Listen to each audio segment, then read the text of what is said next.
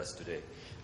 Let me quickly introduce my company, just in case some of you don't know. Saba is we invented the learning management system back in 1997. We took the company public in 2000. Today we serve about 31 million users around the world in some of the largest, most progressive organizations, including Asian Paints here, Lupin right here, TCS, HCL, banks, manufacturing companies, oil and gas, what have you.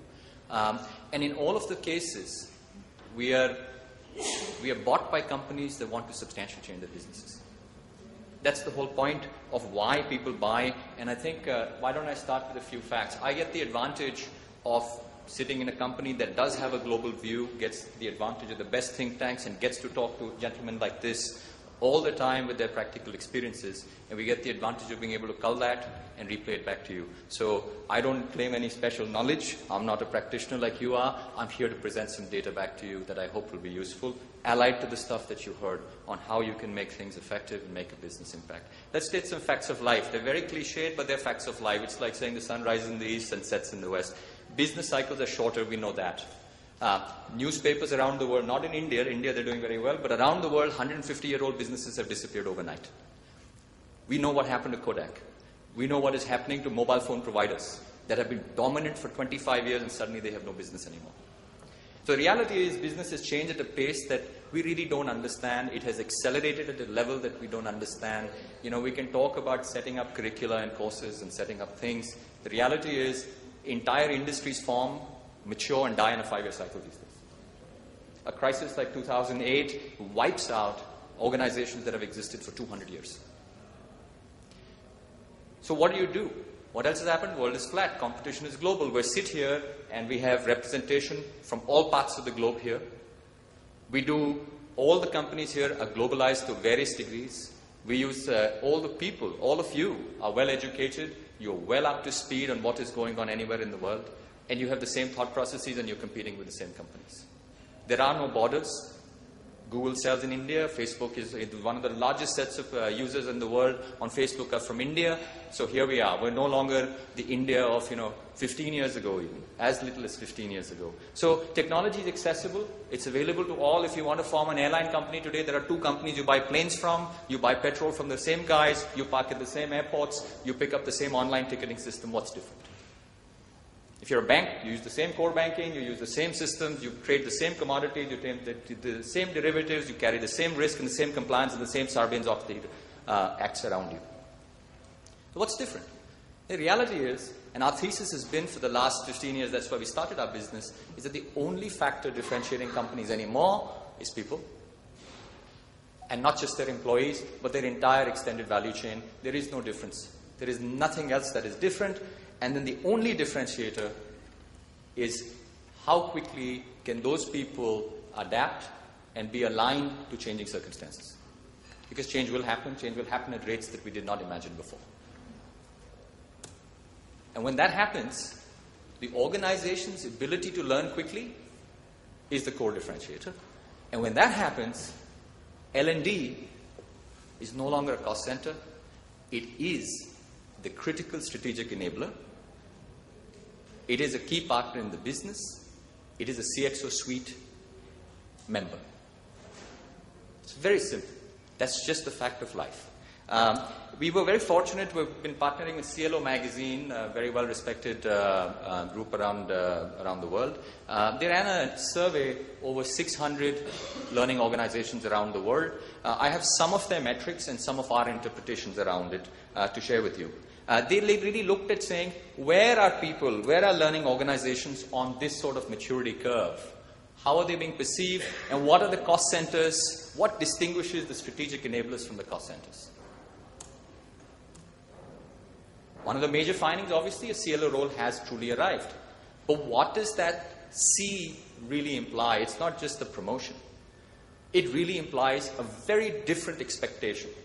Number one, they're no longer just seen as somebody who delivers training, not just induction training. Is the talent executive. He or she is seen as the talent executive in the organization, the keeper of the culture that keeps that company whole, and more interestingly, is the analytics expert. Because that is the one place where you really understand what your people know. You know their competency profiles, you know their level of readiness, you know their compliance, you know how good they are, and that's the first tangible measures of what is your people inventory really look like that is just arriving, and this is the keeper of that inventory. Therefore, future business decisions, predictive business intelligence, the ability of the organization to be agile and change have to be driven through this individual. And interestingly, the reporting structure has also changed to match. 1/3 of CLOs, a full 1/3 of CLOs in global organizations report directly to the CEO. They are not hidden somewhere in the bottom of the HR basement. They are equal partners, they are strategic partners, they are part of the decision-making and strategic business process that exists in any company.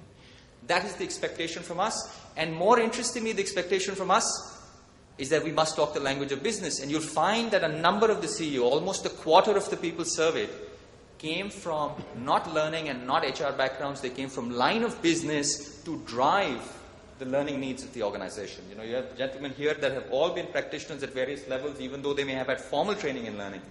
But the approach that you heard reflects exactly that strategic nature, and that's the difference.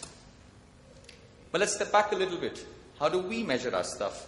How do we think we impact our business? And I think what was interesting is when I listened to the room and we were taking a poll at the beginning, I think there is a recognition of a number of these things already. But let's start here. When asked how relevant is learning and where is that learning relevant, the answers provided were a little bit different. And I've deliberately put up only one slide. I'll play a second slide later where you see really the difference between what the strategic enablers do and what the cost setters do. What is the impact learning has on the business? We help increase employee productivity. We help increase employee engagement. We help increase employee retention. We help reduce risk through compliance practices. Sometimes we help increase speed to market. The top blue line is the cost centers. The yellow line is the strategic enablers. You already see a difference in where they think they impact those fairly traditional measures of business. This is what we do. This is how we as learning professionals say we impact our businesses. This is where we put a lot of time. One I missed putting on this slide and just sitting in the other one is developing leaders. We see that as a critical part of our job. But how do we measure these things? I don't know how we measure employee engagement. We run a survey a couple times a year. Is that exciting? Does that really tell you what's going on? It's like performance reviews. Our personal thesis is very simple. We think the traditional performance review is nonsense. Who the hell remembers what you did last year? In the last 6 months ago, boss didn't like you, had a fight with his wife, you're going to get a bad rating. Maybe he remembers he was angry with you 2 weeks ago. He doesn't remember how well you did for him 6 months ago. So we think the performance review is just like anything else. Our minds can only think back so far. We live in the now to a large degree, and the now tends to have bigger precedence for us. So when we run our surveys, we get one point in time data. But what happens between those 6 months or between the 1 year? We don't know. So what do we really measure? As learning organizations, this is what most of these people provided back. Everybody measures these. But what is that measure? We measured how many classes we held. We measured how good the instructor was rated, how well the instructor was rated. We asked, was it a good course? But is that a measure of business impact, or is it a measure of our activity? We did a lot of activity. We held 500 classes. We sent 2,000 people to Lonavala to go through those 500 classes. We stayed just under budget. We put only 5 instructors on instead of 7. And look, all the smile sheets are good. What's the business impact? Nothing. Difficult to quantify. Yet that's what we primarily report up into our reporting organizations. And you know what? We also utilize technology. We ask for money. We go spend it. This is where organizations around the world, this was a global survey, tends to be more US and European centric. But I think the results are not very different from where you are putting your money. We have to do more instructor-led delivery. We've got to have more instructors that don't have enough. How are we going to reach more? Well, we're trying to do asynchronous e-learning. We put up the LMSs a while ago. They're delivering we've got this content. I'm going to Skillsoft trying to buy more stuff. I'm looking for the needs have changed. I need more content. You don't give me money for this. We're doing all of that stuff, right? And then we're trying to do a little bit of reporting on it. We're trying to put the LMSs in. We want a better authoring tool. So maybe we don't have to wait for the content vendor to do this for us. Maybe I can build some. That's yesterday's business, too long. It takes too long. Nobody builds your content because your needs change every day. So we have those challenges. Yes, we have these challenges. We are perceived as a low cost, low value, high cost center. Our budgets are always restricted. There's never enough money. We never have enough time and resource. You know, we're at the bottom of the totem pole. We're a cost center. We get what's left over. Right? Is saal kaam nikal lo. Insurance the insurance industry is hurting this year. Deal with it. We'll look at it next year when the FDI comes in. Fair enough? Happens to all of us. We compete for an employee's time. They don't let me take him into induction training. 20 days of induction training. How can you do that? That's 3 weeks that he won't be selling for me. I put up the curriculum, I worked with you, now you've changed it again. You want something different. How can I work? Yet when do we become partners and provide the business plan? And so that we found was really what was going on in a lot of L&D organizations. The expectations have shifted. The need for businesses to reorient and move people rapidly on a nationwide or a global scale within and beyond their employee boundaries is imperative and here and now. Yet unfortunately, our view of many of our colleagues, and some in many cases ourselves, is of yesterday's business, last century's business. What change we have to? What do the strategic enablers do different? What do we think are some of the things that we have to watch out for? Very simple. Start by changing our measures. This is the slide I didn't show you earlier, and this is where the difference is set in. This is what a CLO thinks his role is in the company. It's to increase revenue. It is to increase market share. It is to improve channel effectiveness. Certainly develop leadership. It is to build an agile organization. We heard from Chandan where the measure, and from Suman as well, the measures were tied to what the business effectiveness is. Let's do a thought exercise. Supposing you were rated on 2 factors. Suppose your job, let's say you're an insurance company or any company. Your job is to make sure every salesperson will make their quota or exceed it. If they don't, you lose your KRA. Second, every selling day you take away from the field, you are charged for lost revenue. Suppose those were your measures. How would you behave now? Would you be arguing about getting him in for three weeks of induction training? No. We do 3 weeks of induction training once a year.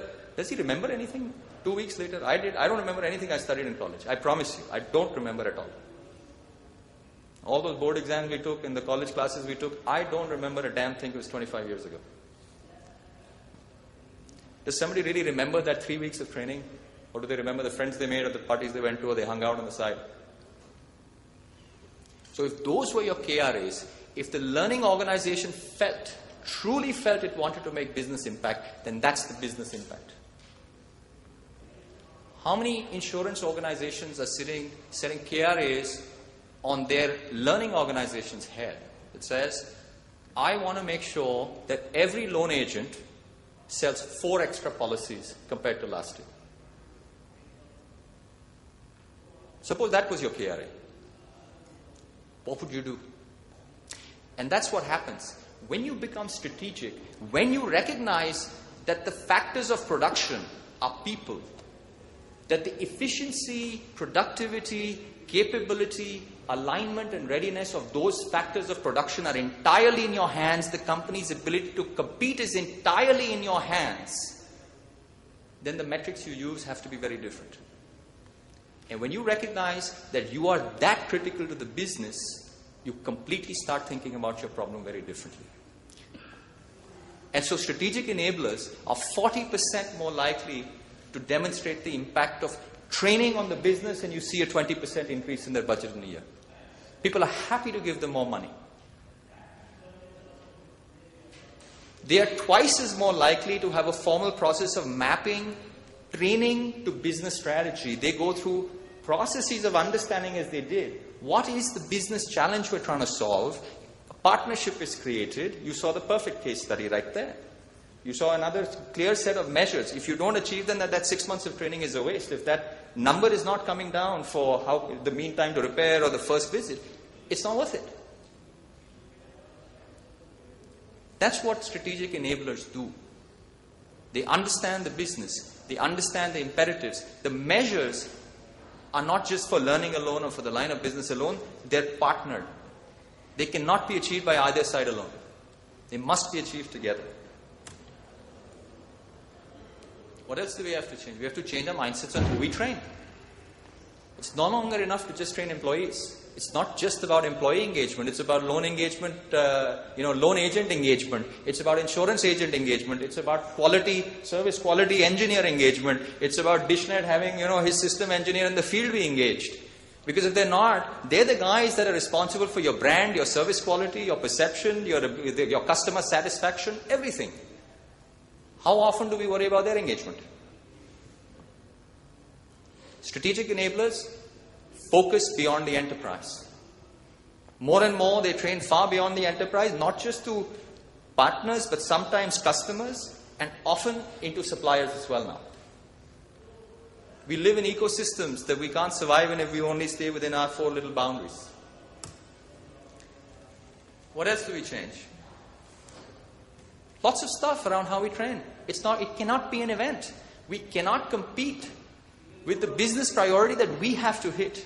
If that's our priority, we will never do training the way we do it. We will have certain pieces have to be done in class, certain people have to be brought together, a certain level of induction for culture building, connectedness has to happen. But then training has to be continuous. I met with a CIO of an insurance company, very young, dynamic person. And I was talking to him about just delivering more training out to loan agents, doing it more efficiently. And he turned around and said to me, it's not about technology delivery, that's easy. That stuff's available. I can slap on even more courses. My problem is that poor guy out there, his problem is not engagement, his problem is not, lack of information coming at him or knowledge being thrust at him. His problem is very simple. When he joins the force, he goes out, he takes my insurance policies and goes and sells it to the 10 people he knows. His problem is, help me figure out how I sell it to the 11th person that I don't know. He wants coaching. How are you going to coach 50,000 loan agents insurance agents across the country? That's his problem. How will you mentor them? When you're carrying a pharmaceutical bag and you have to go tell doctors, those are very intelligent customers that are highly informed and more well informed than you are, how do you help this guy really be able to talk effectively? Can't be induction training. He needs to know right on that point what he has to say, how he can help, what he can provide. He needs to feel, in the old days, I hate using military analogies, but these are good ones because there is a systemic thought process behind it. Armies can be built where you just give an infantry guy a rifle and you say, go, be brave. What does the United States do? Philosophically, they built an integrated army set. Today, you've seen all the clips on the CNN. The guy goes in the field, he has a video camera on his head. He carries the best weapons, but more importantly, he's connected into a network that is behind him at all times. Somebody is watching where he's going. There's a satellite looking over the hill for him. And if there is a serious amount of trouble, he can call a strike with a helicopter, with a missile from somewhere else. How do we take the systems and say at the point of impact in our sales forces, in our services forces, in our employee forces, they have the capability of a system behind them that can help them have what they need when they need it in the field at that time. And it can't be induction training for 20 days when I joined the company. It can't be content bought off the shelf. Cafe Coffee Day has lots of content off the shelf. They do certain training. Starbucks is just open. I don't know what's that going to do to their business. Will that content survive? Will they have to change something? Will they suddenly have to change their menu? Will they have to become more appealing? Will they have to change their whole store? Or they're going to have to go back through the whole franchise set and adjust rapidly. Not because management is stupid. The environment changed. How do we figure out who needs training? We run a survey, ask the manager. But how many cries for help do we really hear? Do we really hear what he needs to know? Or do we hear it seems inadequate? Check. Is there a two-way conversation? Or are we still in the Guru-Shishya mode? And we say L&D department is the Guru. You'll notice I didn't put a Guru there as my little graphic. L&D is no longer the Guru. Let's accept simple reality. The amount of training we do in the organization is a tiny, minuscule, because people really learn from talking to each other and asking questions on the job. They ask questions at the point of sale. They say, "अरे इसमें क्या करना है? अरे मैं cell करने जा रहा हूँ, किसी ने उससे बात किया था, उसको क्या बोलूं?" How do you get into that conversation? How do you understand what is the pulse of the organization? What do you need so that you can help them with the packets, the bites that these gentlemen talked about at the right place, always available, that embody the latest, best information that you have available. It may not even take the form of a really complex course. It may still be 2-slide PowerPoint. But as long as that FAQ is there and they can find it and know it when they have it, and it's current, and all the people using it and tell you it was good, I tried it, it worked, then you have something really effective. So, we have to move to a model where learning must be ubiquitous. It's everywhere. It's on all the time. It takes all forms.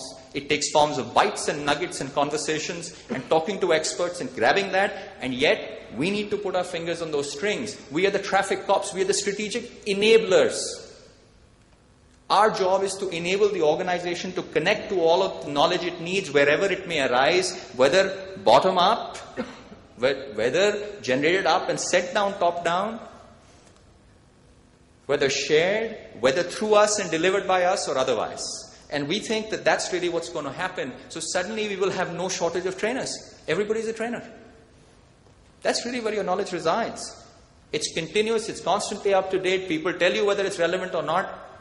You don't have to run a survey and say everybody thought the course was good. We want to know right now, what are they trying to understand? Did that course even have it?